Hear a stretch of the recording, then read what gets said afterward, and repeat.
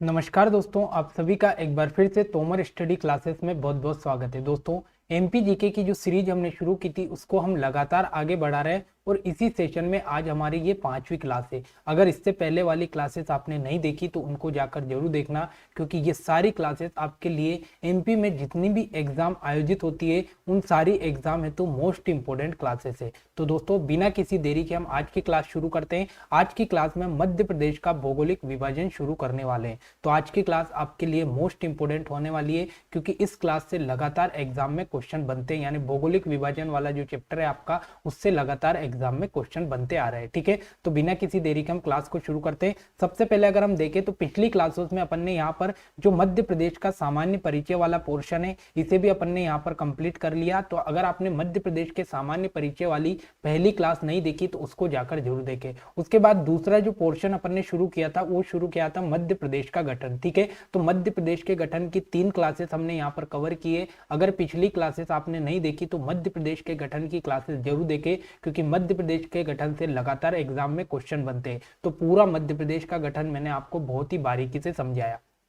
उसके बाद अगर हम बात करें तो आज से हम यहाँ पर मध्य प्रदेश का भौगोलिक परिदृश्य वाला जो आपका पोर्शन है उसे हम यहाँ पर शुरू करने वाले हैं। ठीक है, तो मध्य प्रदेश के भौगोलिक परिदृश्य में अपन ने देखे थे कि ये इतने सारे चैप्टर आपको यहाँ पर कवर कर ले हैं। तो सबसे पहला जो अपन यहाँ पर चैप्टर शुरू कर रहे हैं वो कर रहे हैं आपका भौगोलिक विभाजन वाला। ठीक है, तो मध्य प्रदेश का भौगोलिक परिदृश्य के अंतर्गत ये सारे चैप्टर आपको यहाँ पर कवर करने हैं। सबसे पहला चैप्टर अपन शुरू कर रहे हैं मध्य प्रदेश का भौगोलिक विभाजन। ठीक है, तो बिना किसी देरी के हम क्लास को शुरू करते हैं। अगर आपने अभी तक चैनल को सब्सक्राइब नहीं किया तो चैनल को जरूर सब्सक्राइब कर ले और पिछली क्लास को जरूर देखें। तो सबसे पहले अगर हम देखें कि भौगोलिक विभाजन, ठीक है, तो भौगोलिक विभाजन अगर हम देखने से पहले सबसे पहले हमें यह समझना होगा कि आखिर भूगोल क्या होता है, भूगोल का मतलब क्या होता है। ठीक है, तो सबसे पहले अगर हम देखें कि यहाँ पर अपने सामने एक शब्द निकल कर आया जिसका नाम है भूगोल।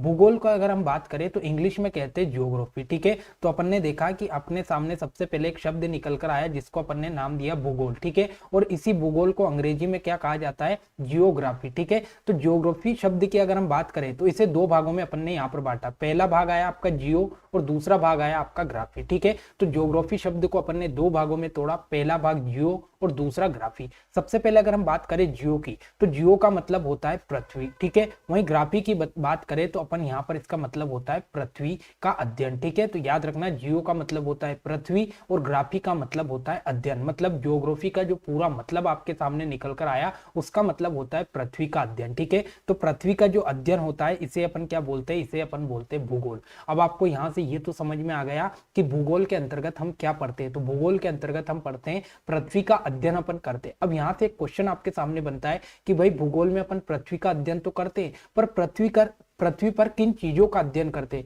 तो याद रखना भूगोल के अंतर्गत सबसे पहले अपन देखते हैं पेड़ पौधे, नदियां, पर्वत, पठार, जलवायु, ऋतुएं, ये जो सारी चीजें आती है ये भूगोल के अंतर्गत आती है। तो अब आपको यहाँ पर ये समझ में आ गया कि जो अपन ने देखा कि भौगोलिक परिदृश्य वाला जो आपका पोर्शन है इसमें अपन क्या क्या पढ़ने वाले। तो इसमें सबसे पहले पर्वत, पठार, मैदान, नदियां, जलवायु, ऋतुएं, परियोजनाएं, उसके बाद में ऊर्जा संसाधन, ये जितनी भी चीजें आती है ये भौगोलिक परिदृश्य के अंतर्गत आती है। तो अब आपको यहाँ पर समझ में आ गया कि हम भौगोलिक परिदृश्य में क्या पढ़ने वाले हैं। तो ये सारी चीजें अपन यहाँ पर पढ़ने वाले हैं। अब सबसे पहला अपना यहाँ पर जो चैप्टर अपन शुरू कर रहे हैं वो शुरू कर रहे हैं मध्य प्रदेश का भौगोलिक विभाजन। ठीक है, अब भौगोलिक विभाजन का मतलब क्या आता है, तो भूगोल के विभाजन के आधार पर यहाँ पर मध्य प्रदेश को कितने भागों में बांटा गया। मतलब भूगोल की जो अलग अलग विविधता होती है, मतलब जो मध्य प्रदेश वाला भाग है, मध्य प्रदेश में अलग अलग क्षेत्रफल, अलग अलग मिट्टियां पाई जाती है, अलग अलग क्षेत्रफल, अलग अलग जलवायु पाई जाती है। तो कहाँ पर कैसी मिट्टी, कहाँ पर कैसी जलवायु, ये सारी जो चीजें हम पढ़ने वाले ये पढ़ने वाले भौगोलिक विभाजन के अंतर्गत। ठीक है, तो अब भौगोलिक विभाजन वाला जो आपका चैप्टर है सबसे पहला भौगोलिक परिदृश्य में इससे अपन शुरू करते हैं। तो यहाँ पर थोड़ा सा एक कॉन्सेप्ट और समझ लो कि एक जर्मन के वैज्ञानिक थे, उन जर्मन के वैज्ञानिक का नाम है अल्फ्रेड वेगेनर। ठीक है, मोस्ट इंपोर्टेंट ये आपका यहाँ पर कॉन्सेप्ट समझना है क्योंकि यहाँ से एग्जाम में क्वेश्चन बनता है। ठीक है, तो जर्मन के एक वैज्ञानिक है जिसका नाम क्या था, अल्फ्रेड वेगेनर। इन्होंने क्या हुआ 1912 में एक सिद्धांत दिया जिसे बोला गया महाद्वीपीय विस्थापन का सिद्धांत। मोस्ट इंपोर्टेंट सिद्धांत है कि जो आपका जर्मन के एक वैज्ञानिक आए 1912 में जिनका नाम था अल्फ्रेड वेगेनर। अल्फ्रेड वेगेनर ने एक सिद्धांत दिया जिसे अपन ने बोला महाद्वीपीय विस्थापन का सिद्धांत। ठीक है, तो सबसे पहला क्वेश्चन तो आपके सामने यही बन गया कि महाद्वीपीय विस्थापन का सिद्धांत किसने दिया, तो याद रखना अल्फ्रेड वेगेनर ने दिया। कब दिया, 1912 में दिया। अब ये सिद्धांत होता क्या है, तो इन्होंने बताया कि एक युग था जिसको अपन ने नाम दिया कार्बोनिफेरस युग। ठीक है, अब कार्बोनिफेरस युग क्या होता है, ये पूरी कहानी मैं आपको वर्ल्ड ज्योग्राफी में समझाऊंगा, लेकिन यहाँ पर एक चीज याद रखना कि कार्बोनिफेरस एक युग था। कार्बोनिफेरस युग में क्या हुआ कि सभी जो महाद्वीप है ये आपस में जुड़े हुए थे, जिसे इन्होंने क्या नाम दिया, पेंजिया दिया। आज अगर आप पृथ्वी पर देखोगे तो आपको सारे महाद्वीप अलग अलग दिखाई देंगे, जैसे एशिया महाद्वीप, यूरोप महाद्वीप, उत्तरी अमेरिका, दक्षिणी अमेरिका। आज अगर हम देखें तो सारे महाद्वीप आपको अलग अलग दिखाई देंगे, लेकिन उस समय की अगर हम बात करें तो उस समय यहाँ पर जो सारे महाद्वीप थे ये आपस में जुड़े हुए थे, और जो महाद्वीप वाला आपस में जुड़ा हुआ भाग था इसे इन्होंने क्या नाम दिया, तो इसे इन्होंने यहाँ पर नाम दिया पेंजिया। वहीं अगर इन बात करें तो जो पेंजिया था, इस पेंजिया के चारों ओर महासागर पाया जाता था, यानी जल था, तो उसे इन्होंने नाम क्या दिया, पेंथालासा। ठीक है, तो अपन ने यहाँ पर क्या पता चला कि जो ये आप पृथ्वी का यहाँ पर आपके सामने एक मैप आया या एक आपके सामने इमेज आया, इसमें आप देख सकते हो कि ये सारे महाद्वीप आपस में जुड़े हुए, और ये सारे महाद्वीप आपस में जुड़े हुए तो इनको इन्होंने क्या नाम दिया, तो इन्हें कहा जाता था पेंजिया। अब इस पेंजिया के आसपास आपको यहाँ पर ये महासागर, ये जल वाला क्षेत्र दिखाई दे रहा है, तो इसे इन्होंने क्या नाम दिया, ये तो इन्होंने बोल दिया कि भाई ये तो पेंथालासा है। ठीक है, तो जो आपस में जुड़े हुए महाद्वीप थे वो तो कहलाए पेंजिया, और जो आपका महासागर वाला भाग था उसे नाम दिया पेंथालासा। मोस्ट इंपोर्टेंट कॉन्सेप्ट है, एग्जाम में यहाँ से क्वेश्चन बनते हैं, तो आपको पूरी कहानी क्लियर करवा रहा हूं सिर्फ इन क्वेश्चन के लिए। ठीक है, तो ये आपको याद रखना है। अब क्या हुआ कि धीरे धीरे समय बीतता गया, पृथ्वी पर बारिश हुई, भूकंप आए, अपर्दन वाला सिस्टम चला, तो इस सब के कारण क्या हुआ, कार्बोनिफेरस युग से अपन कहां पहुंचे, ट्रियासिक काल में।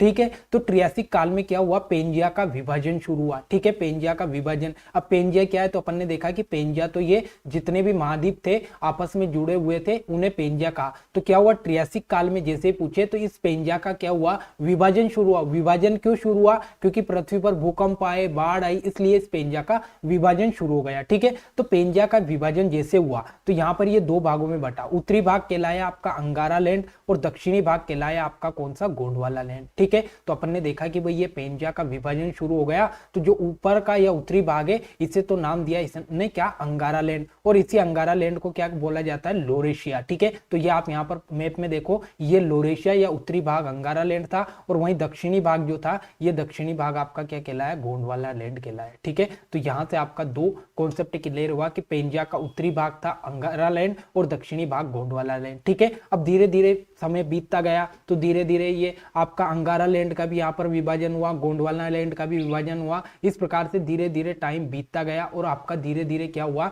अलग अलग महाद्वीप आपको आज दिखाई देते हैं। जितने भी आपके 7 महाद्वीप जो आप देखते हैं, तो ये आपके यहाँ से महाद्वीप पूरे बन गए। ठीक है, तो ये पूरी कहानी थी आपके महाद्वीप की। अब इस पूरी कहानी को समझाने का मतलब ये था कि आपसे एग्जाम में क्वेश्चन पूछता है कि जो आपका मध्य प्रदेश है ये किस प्राचीन भूभाग का हिस्सा है, तो याद रखना जो मध्य प्रदेश है आपका ये गोंडवाना लैंड का हिस्सा है। ठीक है, ये आपका जो नीचे वाला गोंडवाना लैंड वाला हिस्सा है इसका भाग है आपका मध्य प्रदेश। तो ये पूरी कहानी आई होप कि आपको समझ में आ गई होगी, और आपको ये भी पता चल गया कि जो आज हमारा मध्य प्रदेश है ये कौन से भाग से अलग हुआ या कौन से भाग का है, तो याद रखना ये गोंडवाना लैंड का भाग है। ठीक है, तो यहाँ से एग्जाम में कई बार क्वेश्चन बना है, तो ये कहानी आपको याद रखनी है कि मध्य प्रदेश किस प्राचीन भूभाग का हिस्सा है, तो याद रखना ये गोंडवाना लैंड का हिस्सा है। ठीक है, आई होप कि यहाँ तक की कहानी आपकी क्लियर हो गई होगी। दोस्तों अगर आपको सेशन अच्छा लगे तो प्लीज लाइक कमेंट शेयर करना ना भूले, क्योंकि पूरी काफी ज्यादा मेहनत के बाद पूरा आपके लिए बिल्कुल शॉर्ट कंटेंट लेकिन बहुत ही अच्छा कंटेंट में लेकर आया हूं। ठीक है,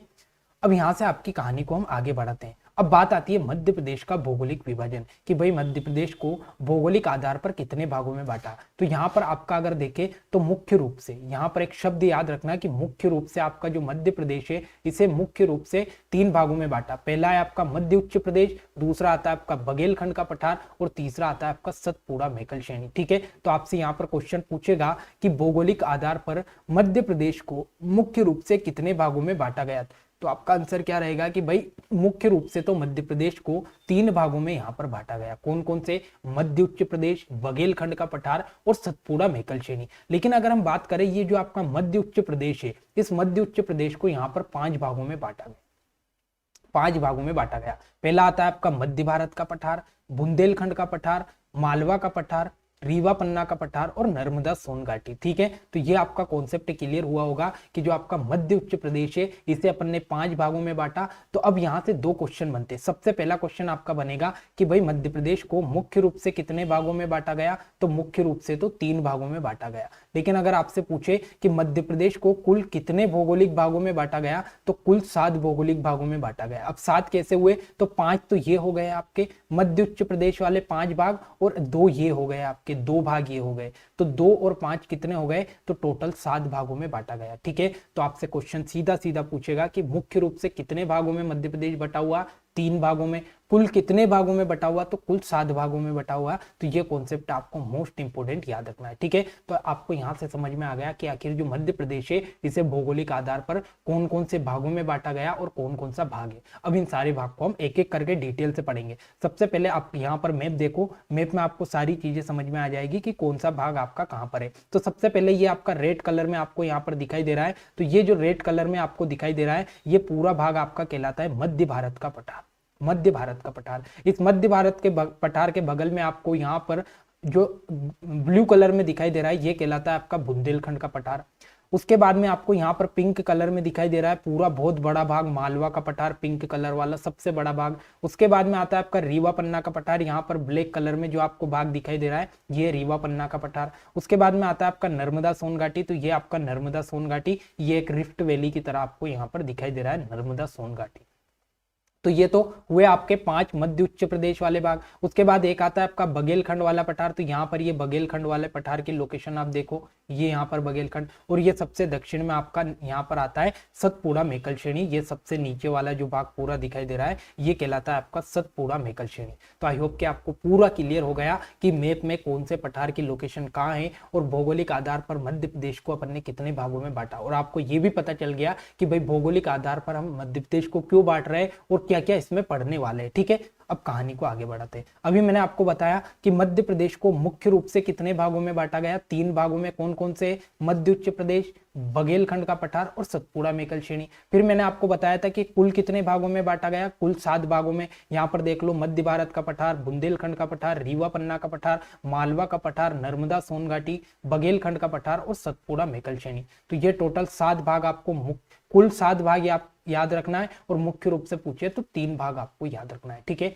आई होप कि यहाँ तक की कहानी आपकी क्लियर हो गई होगी। अब अपन ने ये देख लिया कि भूगोल क्या होता है, भूगोल में हम किस चीज का अध्ययन करने वाले, मध्य प्रदेश को भौगोलिक आधार पर कितने भागों में बांटा गया और अलग अलग भागों का। अब यहाँ पर अपन क्या देखेंगे, तो एक एक भाग को यहाँ पर डिटेल के साथ पढ़ने वाले हैं, हर भाग को यहाँ पर बहुत ही अच्छे से डिटेल में पढ़ने वाले हैं। तो सबसे पहला जो आपका यहाँ पर भाग पढ़ने वाले ये एक बार और मैप देख लो। सबसे पहला मैंने आपको बताया था मध्य भारत का पठार, ये यहाँ पर मध्य भारत का पठार रेड कलर में। उसके बाद दूसरे नंबर पर यहाँ आता है बुंदेलखंड का पठार, तीसरे नंबर पर आता है आपका यहाँ पर मालवा का पठार, ये पूरा मालवा का पठार। चौथे नंबर पर आपका यहाँ पर रीवा पन्ना का पठार, 5वें नंबर पर ये आपकी नर्मदा सोन घाटी, 6ठे नंबर पर ये बघेलखंड का पठार, और 7वें नंबर पर यहाँ आता है आपका कौन सा, सतपुड़ा मेकल श्रेणी। तो ये पूरे आपके टोटल 7 भौगोलिक भाग है जिसमें अपन को यहाँ पर मध्य प्रदेश को पढ़ना है। ठीक है, तो सबसे पहला भाग अपन शुरू करते हैं मध्य भारत का पठार। ठीक है, अब मध्य भारत के पठार की लोकेशन सबसे पहले आप मैप में देखो कि भाई मध्य भारत के पठार की लोकेशन कहाँ पर है।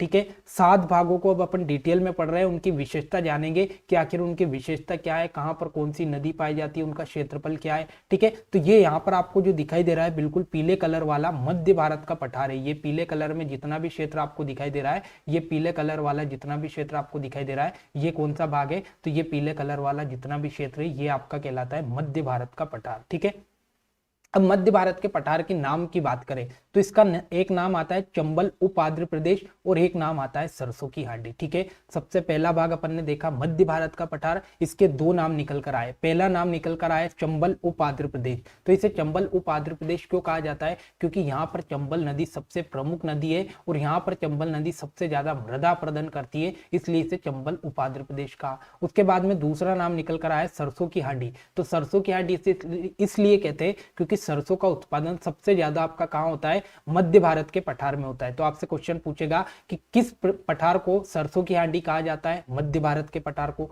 किस पठार को चंबल उप आंध्र प्रदेश कहा जाता है, तो वो कहा जाता है मध्य भारत के पठार को। अगर आपसे पूछे कि सरसों का उत्पादन सबसे ज्यादा कौन से जिलों में होता है, तो मुरैना और भिंड जिलों में आता है। और मुरैना और भिंड जिले दोनों कहाँ आते हैं, तो ये दोनों आते हैं आपके कौन से, चंबल मध्य भारत के पठार में। इसका निर्माण कैसे हुआ, तो विंध्य शेल समूह के अपर्दन तथा चंबल के निक्षेपणों के द्वारा इसका यहाँ पर निर्माण हुआ। ठीक है, तो विंध्य काल की जो आपके यहाँ पर अपर्दन हुआ था, तो विंध्य काल में अपर्दन तथा चंबल के जो निक्षेपण या चंबल का जो अपर्दन है उसके कारण यहाँ पर इसका निर्माण होता है। ठीक है, ये आपको याद रखना है। उसके बाद बात आती है इसके क्षेत्रफल की, तो याद रखना इसका क्षेत्रफल है 32,896 वर्ग किलोमीटर। मोस्ट इंपोर्टेंट है कि आपका जो मध्य भारत का पठार है इसका क्षेत्रफल कितना है, 32,896 वर्ग किलोमीटर। मतलब कुल क्षेत्रफल का कितना है, 10.68%। मतलब ये मानकर चलो कि पूरा मध्य प्रदेश 100% है, तो इस 100% में से 10.68% जगह किसने घेर रखी, तो आपके मध्य भारत के पठार ने घेर रखी। तो इसका यहाँ पर परसेंटेज में सबसे इंपोर्टेंट याद रखना 10.68%, और टोटल क्षेत्रफल कितना है, 32,896 किलोमीटर। अब इसके अंतर्गत जिले कौन कौन से आते हैं, तो एक तो आता है भिंड, मुरैना, श्योपुर, शिवपुरी, नीमच और गरुड़ जो कि मंदसौर जिले का हिस्सा है। ठीक है, तो मंदसौर का एक हिस्सा आता है, गरुड़ छोटा सा हिस्सा मंदसौर का भी आ रहा है इसमें, तो मंदसौर का ये भाग भी आता है। ठीक है, अब अगर आपने गठन वाला चैप्टर अच्छे से पढ़ा होगा तो आपको पूरे जिलों की लोकेशन याद होगी कि कौन से जिले की लोकेशन कहाँ पर है। तो अगर आपने पिछली क्लासेस नहीं देखी तो उनको स्टार्टिंग में जरूर देख लेना। ठीक है, तो याद रखना इसके अंतर्गत भिंड, मुरैना, श्योपुर, शिवपुरी, नीमच और मंदसौर जिले आते हैं। वहीं यहाँ से कौन कौन सी नदियां बहती है, तो यहाँ से चंबल, पार्वती, सिंध और कुंवारी नदी यहाँ से बहती है। ठीक है, तो ये भी आपको याद रखना है कि यहाँ से तो चंबल, पार्वती, सिंध और कुंवारी नदी बहती है। उसके बाद मिट्टियों की बात करें तो जलोढ़ और कछारी दोनों मिट्टियां यहाँ पर पाई जाती है। मोस्ट इंपोर्टेंट क्वेश्चन है कि याद रखना मध्य भारत के पठार में कौन कौन सी मिट्टी पाई जाती है, तो याद रखना जलोढ़ और कछारी मिट्टी पाई जाती है। अगर जलोढ़ और कछारी मिट्टी की हम बात करें तो दोनों ही मिट्टियां दोनों ही मिट्टियां नदियों के द्वारा बहाकर लाई गई मिट्टी है। यानी कि यहाँ पर सबसे इंपोर्टेंट नदी कौन सी है, इसकी चंबल नदी है। और चंबल नदी कौन सी मिट्टी बहाकर लाई, तो जलोढ़ और कछारी मिट्टी बहाकर लाई, इसीलिए यहाँ पर जलोढ़ और कछारी मिट्टी पाई जाती है। ठीक है, तो यहाँ की नदी मोस्ट इंपोर्टेंट नदी कौन सी है, चंबल नदी, और मिट्टियां याद रखना जलोढ़ और कछारी मिट्टी यहाँ पर पाई जाती है। ठीक है, तो आई होप कि ये पूरी स्लाइड आपको बहुत ही अच्छे से समझ में आई होगी। एक बार फिर से रिवाइज करवा देता हूँ। अन्य नाम पूछे तो चंबल उप आंध्र प्रदेश और सरसों की हांडी, इसका निर्माण विंध्य शेल समूह के अपर्दन तथा चंबल के निक्षेपणों के द्वारा हुआ। इसका क्षेत्रफल 32,896 वर्ग किलोमीटर है, जो कुल क्षेत्रफल का 10.68% है। कुल जिले की बात करें, भिंड, मुरैना, श्योपुरी, शिवपुरी, नीमच और मंदसौर जिले पाए जाते हैं। चंबल, पार्वती, सिंध और कुंवारी मोस्ट इंपोर्टेंट यहाँ की नदियां है, और सबसे इंपोर्टेंट नदी कौन सी है, चंबल नदी। चंबल नदी दो मिट्टियां बहाकर लाई, एक तो जलोढ़ मिट्टी और एक कछारी मिट्टी, तो दोनों मिट्टियां यहाँ पर पाई जाती है। तो ये भी आपको याद रखना है। ठीक है, आगे बढ़ते हैं। अब बात आती है यहाँ पर फसलों की, तो यहाँ पर सरसों, ज्वार, तिल और अलसी ये फसलें यहाँ पर उत्पादित होती है। और सबसे इंपोर्टेंट फसल पूछे तो मध्य भारत के पठार की सबसे इंपोर्टेंट फसल है आपकी सरसों की फसल।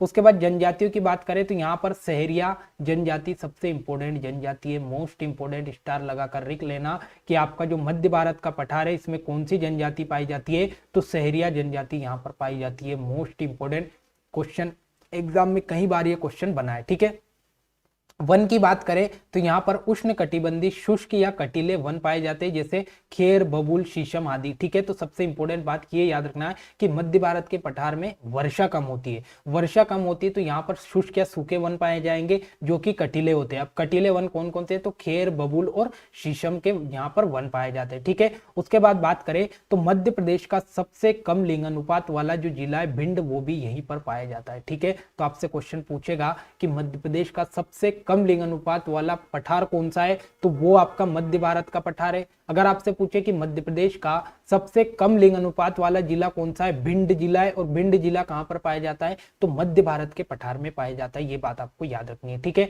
और मध्य प्रदेश की जो सबसे कम वर्षा होती है ये मध्य भारत के पठार में होती है और भिंड के गोहद नामक स्थान पर होती है। अब यहाँ पर दो क्वेश्चन बनेंगे। पहला क्वेश्चन आपसे पूछेगा कि मध्य प्रदेश में सबसे कम वर्षा किस पठार में होती है, मध्य भारत के पठार में होती है। आपसे पूछे कि मध्य प्रदेश में सबसे कम वर्षा वाला स्थान कौन सा है, तो ये आता है है गोहद, और गोहद किस जिले में आता है, तो ये भिंड जिले में आता है। ठीक है, तो भिंड जिले का जो गोहद है, इस गोहद में मध्य प्रदेश की सबसे कम वर्षा होती है, और सबसे कम वर्षा वाला पठार भी कौन सा है, तो मध्य भारत का पठार है, और सबसे कम लिंग अनुपात वाला पठार मध्य भारत का पठार है, और सबसे कम लिंग अनुपात वाला जिला भिंड जिला है। तो आई होप कि ये पूरी कहानी आपको क्लियर हुई होगी। ये आपका मध्य भारत का पठार था, जिसे अपन ने बहुत ही अच्छे से और डिटेल से पढ़ लिया। यहाँ पर एक और इंपॉर्टेंट क्वेश्चन आता है कि बीहड़ की समस्या से प्रभावित जिले कौन कौन से, तो याद रखना बीहड़ की समस्या से प्रभावित जिले भिंड और मुरैना है। ठीक है, अब ये बीहड़ की समस्या या डकैती की समस्या क्या होती है, तो इसको समझो।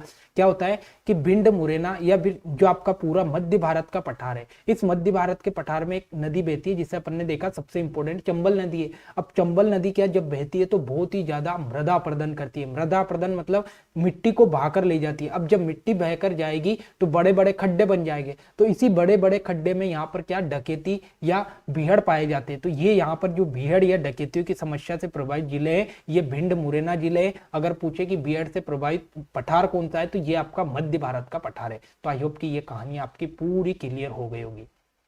ठीक है, अब अगले पठार पे अपन चलते हैं, जिसका नाम क्या है, तो जिसका नाम है बुंदेलखंड का पठार। ठीक है, बुंदेलखंड के पठार की अगर हम बात करें तो सबसे पहले इसकी लोकेशन देखो। यहाँ पर आपको जितना भी ये क्षेत्र दिखाई दे रहा है पिंक कलर में, मैंने आपको यहाँ पर बनाया है मैप में, तो ये पिंक कलर में जो क्षेत्र आपको दिखाई दे रहा है मध्य प्रदेश का, ये आपका बुंदेलखंड का पठार। इसके निर्माण की बात करें तो आर्कियन युग की ग्रेनाइट और नीस की चट्टानों से इसका यहाँ पर निर्माण हुआ। आपसे क्वेश्चन पूछेगा कि मध्य प्रदेश में सबसे प्राचीन चट्टानों से किस पठार का निर्माण हुआ, तो याद रखना बुंदेलखंड का पठार जो है ये सबसे प्राचीन पठार है। ठीक है, उसके बाद ये कौन से युग का है, तो आर्कियन युग का। और आर्कियन जो युग है, आर्कियन का मतलब ही होता है सबसे प्राचीन, तो सबसे प्राचीन पठार कौन सा है, तो बुंदेलखंड का पठार है। और आर्कियन शब्द का मतलब ही सबसे प्राचीन होता है। ठीक है, तो आपसे क्वेश्चन पूछेगा कि बुंदेलखंड का जो पठार है इसका निर्माण कैसे हुआ, तो आर्कियन युग की जो ग्रेनाइट और नीस की चट्टानें, याद रखना ये भी आपको याद रखना है कि इसमें कौन सी चट्टानें, तो ग्रेनाइट और नीस की चट्टानों से आपके बुंदेलखंड के पठार का निर्माण हुआ। अगर आपसे पूछे कि बुंदेलखंड के पठार का क्षेत्रफल कितना है, तो 23,733 वर्ग किलोमीटर इसका टोटल क्षेत्रफल है, जो मध्य प्रदेश का मात्र 7.7% है। कितना, 7.7% है। ठीक है, तो ये आपको याद रखना है कि भाई 7.7% आपका कौन सा पठार है, तो ये आपका बुंदेलखंड का पठार है। इसमें कौन कौन से जिले आते हैं, तो इसमें दतिया, सागर, निवाड़ी और टीकमगढ़ इसमें जिले आते हैं। अब ये जिले आपको कैसे याद होंगे, तो इसके लिए मैंने जो गठन वाला चैप्टर पढ़ाया उसको याद कर लेना, उसे देख लेना, आपको पूरे 52 जिले एक ही बार में याद हो जाएंगे। ठीक है, तो इसमें दतिया, सागर, निवाड़ी और टीकमगढ़ जिले आते हैं। वहीं बात करें इसकी प्रमुख नदी, तो बेतवा, दसान, सिंध और केन इसकी प्रमुख नदी है। और सबसे इंपॉर्टेंट नदी इसकी कौन सी है, बेतवा नदी। इसी बेतवा नदी को क्या बोला जाता है, बुंदेलखंड की जीवन रेखा। ये पॉइंट याद रख लेना कि भाई बुंदेलखंड जो है, बुंदेलखंड की जीवन रेखा किसे कहा जाता है, तो बुंदेलखंड की जीवन रेखा बेतवा नदी को कहा जाता है। ठीक है, बुंदेलखंड की जीवन रेखा बेतवा नदी कहलाती है। तो याद रखना बेतवा नदी सबसे इंपॉर्टेंट नदी है। और दसान, केन, सिंध ये बेतवा नदी के पास ही इसकी सहायक नदियां भी है और कुछ अलग नदियां है, तो ये भी आपको याद रखना है। ठीक है, तो इसकी प्रमुख नदियां भी आपको याद हो गई। यहाँ पर मिट्टी कौन सी पाई जाती है, तो यहाँ पर लाल, काली या मिट्टी, मिश्रित मिट्टी पाई जाती है। अब यहाँ पर देखो, इधर आपका इसके बगल में मध्य भारत का पठार आ गया, बुंदेलखंड के बगल में कौन सा पठार आ गया, मध्य भारत का पठार। इधर आ गया आपका मालवा का पठार, उसके बाद में इधर आ गया आपका रीवा पन्ना का पठार। ठीक है, तो यहाँ पर क्या है, अलग अलग क्षेत्रों की मिट्टी मिश्रित हो रही है, तो इसीलिए मिश्रित मिट्टी कहाँ पर पाई जाती है, बुंदेलखंड के पठार में पाई जाती है। ठीक है, तो ये आपको याद रखना। उसके बाद बात करें यहाँ पर वन की, तो यहाँ पर सागौन, तेंदुपत्ता और महुआ यहाँ पर सबसे ज्यादा पाए जाते हैं। और तेंदुपत्ता का उत्पादन यहाँ पर सबसे ज्यादा होता है, तो ये आपको याद रखना है। और तेंदुपत्ता राज्य मध्य प्रदेश को कहा जाता है, क्योंकि तेंदुपत्ता का उत्पादन मध्य प्रदेश में सबसे ज्यादा होता है। तेंदुपत्ता होता है क्या है, तो आपने बीड़ी देखी होगी, बीड़ी के ऊपर जो पत्ता लपेट कर रखते हैं वो तेंदुपत्ता होता है। उस तेंदुपत्ते का उत्पादन आपके मध्य प्रदेश में सबसे ज्यादा होता है, इसीलिए मध्य प्रदेश को तेंदुपत्ता राज्य भी कहा जाता है। ठीक है, तो तेंदुपत्ता का उत्पादन बुंदेलखंड वाले क्षेत्र में सर्वाधिक होता है, ये बात आपको याद रखनी है। अब इसकी सबसे इंपॉर्टेंट बात है कि इस पठार की सबसे ऊंची चोटी कौन सी है, सिद्ध बाबा की चोटी, जिसकी ऊंचाई कितनी है, 1172 मीटर है। और ये कहां पर पाई जाती है, तो दतिया जिले में ये पाई जाती है। सबसे इंपॉर्टेंट पॉइंट आपसे ये पूछेगा कि जो आपका बुंदेलखंड का पठार है इसकी सबसे ऊंची चोटी कौन सी है, तो ये आपकी सिद्ध बाबा की चोटी, सिद्ध बाबा की चोटी। फिर पूछेगा कि सिद्ध बाबा की चोटी की ऊंचाई कितनी है, 1172 मीटर है। ये कहाँ पर पाई जाती है, तो ये दतिया जिले में पाई जाती है, दतिया जिले में पाई जाती है। तो आई होप कि ये कहानी आपको क्लियर हो गई होगी। ये आपके बुंदेलखंड के पठार की कुछ इंपोर्टेंट विशेषता थी। तो दोस्तों ये आज का इंपोर्टेंट सेशन था जिसमें अपन ने क्या क्या देखा। तो सबसे पहले अपन ने ये देख लिया कि आखिर भूगोल क्या होता है, भूगोल के अंतर्गत हम कौन कौन सी चीजें पढ़ते हैं, किस प्रकार से आपका अंगारा लैंड बना, गोंडवाना लैंड बना, किस प्रकार से महाद्वीप का विस्थापन हुआ, ये सारी चीजें अपन ने आज की क्लास में देखी। उसके साथ साथ अपन ने मध्य प्रदेश को 7 भौगोलिक भागों में बांटा, जिसमें से 2 भौगोलिक भाग अपन ने यहाँ पर कंप्लीट कर लिए। बचे हुए 5 भौगोलिक भाग हम अगली क्लास में पढ़ेंगे। तब तक आप पिछली क्लास की सारी चीजें रिवाइज कर लेना ताकि आपको सारी चीजें अच्छे से समझ में आ जाए। तो आज की क्लास आपको कैसी लगी हमें कमेंट सेक्शन में जरूर बताना, और साथ ही डेली क्लास से जुड़े लेने के लिए आज ही चैनल को जरूर सब्सक्राइब करें। ठीक है, अपना सपोर्ट बनाए रखें। मिलते हैं अगली क्लास में। जय हिंद, जय भारत।